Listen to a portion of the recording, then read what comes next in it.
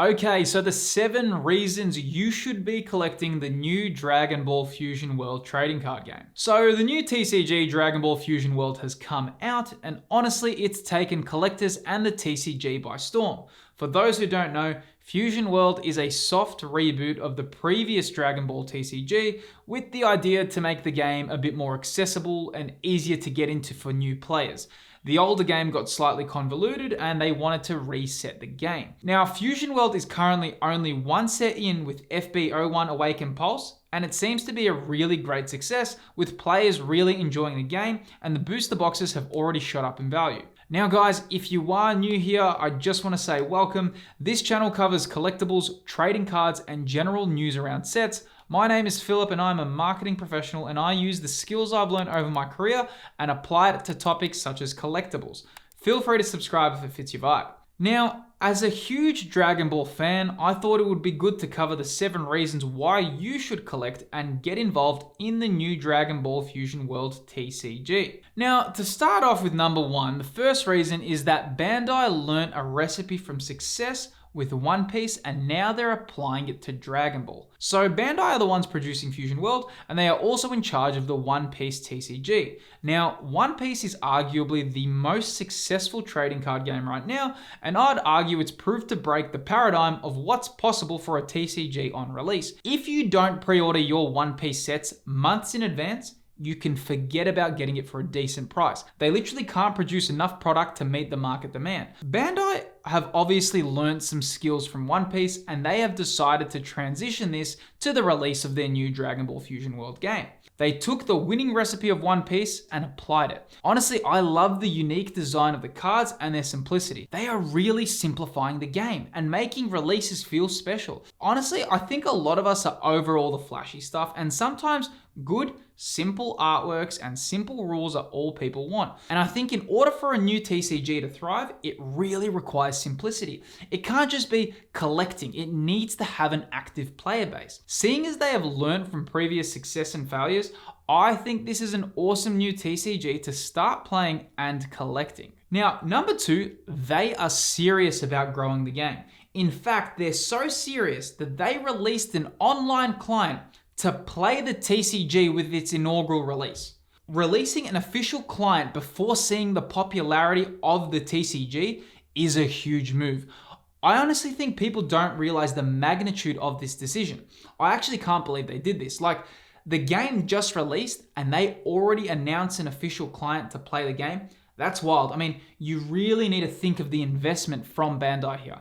Imagine the wages, the production cost, server updates, and marketing to get this off the ground.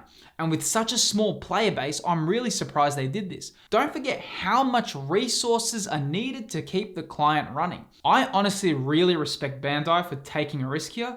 This shows how serious they are to making this trading card game take off. And not only that, they now have some serious skin in the game. Look, and to be honest, there's an amazing book by Nassim Nicholas Taleb titled Skin in the Game, and I encourage anyone who is serious about personal development and goal setting to read it. It goes how people really respect brave decisions, and in order to succeed in life, you need to have skin in the game. Honestly, I think this is a perfect illustrative example of a company showing some skin in the game, and a decision I honestly can't help but support. With such a small player base, they decided to make a game to help introduce people to the game.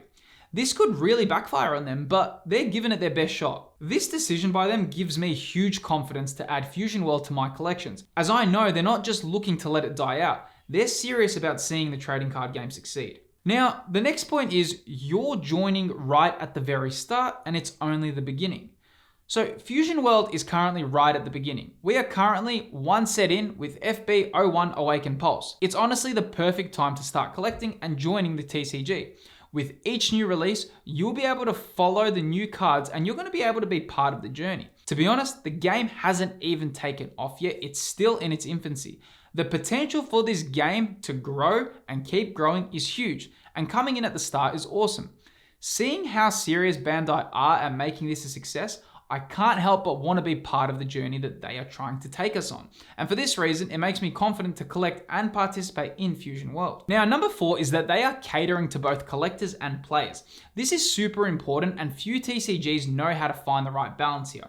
So as a Yu-Gi-Oh collector and player, one frustrating thing that often comes up is the price of building a deck. Yu-Gi-Oh more often than once releases meta-shattering cards that are also at the highest rarity inside a pack. And with such a huge player base, this creates huge problems because sometimes the price to build a deck can exceed $1,000. I mean, imagine if Umbreon VMAX was the most competitive card in the Pokemon TCG, but the only option you had to pull it was the Altar. Honestly, this makes Yu-Gi-Oh decks blow way out of budget, and this does such a huge disservice to new players. But Fusion World seems to be slightly conscious of this. They could probably still be a little bit better with having some lower rarity on some cards, but starting out with the first set, they are showing us that they have different tiers of rarity to ensure players have a chance to get rare competitive cards. So, I mean, even with the Son Goku card, it has 3 different tiers of rarity. Now, obviously, the alternate highest rarity caters to the high-end collector,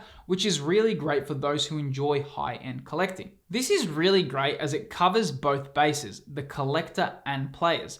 Players shouldn't be pushed out of having cards in their decks, but collectors who want to enjoy the collecting aspect can really enjoy high rarity versions of singles. So I really am a big fan of their decision, and I avidly support this because you need to collect to both parts of the market. Now, number 5 is that the TCG actually has a very low barrier to entry. It's simple and easy to learn, allowing more fans to come in. For a TCG to survive, it needs an active player base. Now, Pokemon has an active player base, there's no doubt about it, but there's a ton of collectors, and I literally mean a ton, who have never even played the TCG. But because of this, Pokemon has actually been a bit more inconsistent and is known to have big market drops that come in phases. Whereas something like Magic the Gathering or Yu-Gi-Oh, they always seem to be a bit more consistent in the interest for the hobby, and they don't have such huge dips.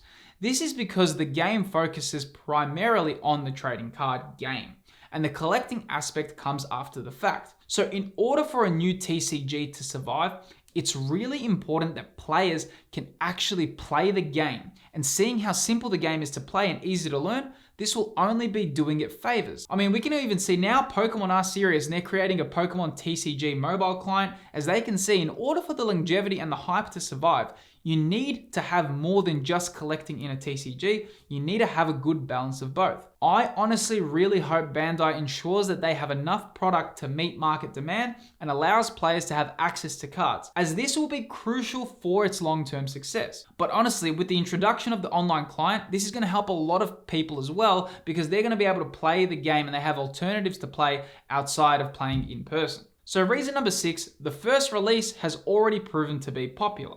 So the initial release was a hoot, and what's great is that people didn't even expect it to be successful. Booster boxes are now selling for far above retail, and even though it's not good for the TCG, it's kind of great to see that there's actually some demand in the Dragon Ball TCG hobby again. The reason why this is exciting is because the previous sets were literally on their last legs. The previous Dragon Ball sets were always the ones on fire sales at hobby stores. The price to buy one was seriously a race to the bottom. A lot of places just stopped stocking them as they had to just place them on ridiculous sales to get them off shelves.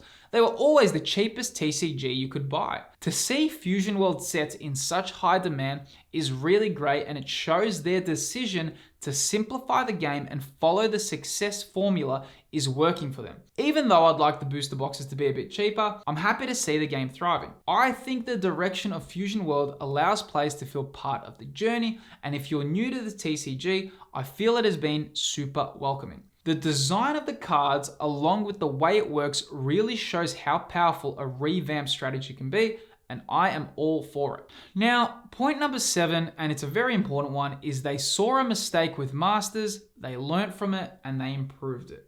This is so big, man. Like, the TCG before Fusion World was really struggling. The game got complex, they had to go back to the drawing board, and they saw what they needed to fix, and they made a soft reboot to make the game more accessible. This is a major decision and one that isn't easy, but we've seen companies do these soft reboots and have major success. Reinventing yourself is a very difficult process, but it is necessary to stay competitive in any market. These things are very difficult decisions, but companies who care about becoming better need to make these choices in order to become better.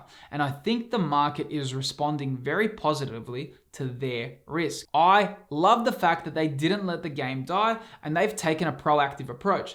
This also gives me confidence to collect in the long term, because if things aren't going the direction they are anticipating, they are showing they are willing to pivot and try to re-engage fans. For this reason, I'm all for it. I honestly would really love to know what you guys think and whether or not it's a TCG you're going to start collecting. I'm a big fan of Dragon Ball, and being a Dragon Ball fan for so long, I'm super excited to see where this is going to go. Guys, feel free to comment and subscribe, and if you'd like more Dragon Ball content, let me know.